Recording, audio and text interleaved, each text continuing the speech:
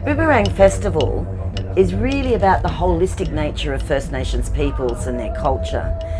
I think it's vital because it's connecting all of us, and when you know a little bit more about country, and particularly country in your own backyard, and then you hear the stories of our international artists, you see their dance or their healing or their music, and you see that everything is connected.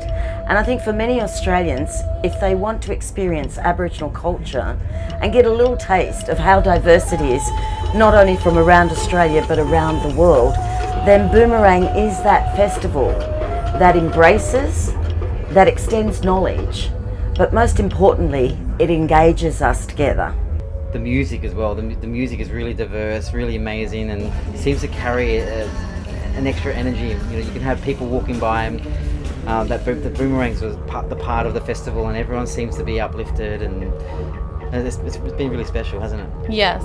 It is of utmost importance to keep our culture going in these spaces and to be able to share this with the world and to offer something and to give something that's from our hearts. I mean, our culture is oral, so to see these song lines for thousands and thousands of generations being performed on country and singing up country is a really, really powerful thing.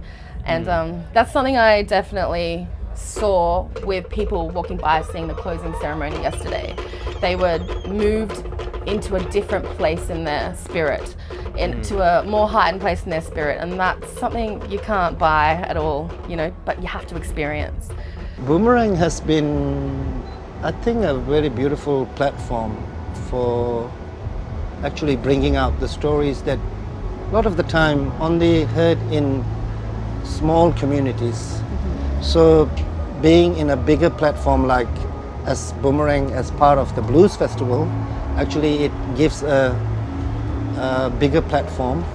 You know, to live on this land, I think you need to also know the stories of the people that live on this land. So I think paying respect and paying homage to them with listening to them. Being like loud and proud of who they are, where they come from, and representing their mob, and you know, sharing their story of like the way of music and stuff. And yeah, it's pretty amazing to see that and get to be, you know, amongst them and kind of like create the vibe and, you know, support each other and stuff. So yeah, it's pretty amazing. People can stumble across it and not think anything other than it's Bluesfest, and then the fact that it stands on its own is what makes it such a strong concept and why it's very important. And then, because in my mind, that's the talent and the strength that we have as people anyway, day to day. And yeah, I like the way they interweave it into Bluesfest that way.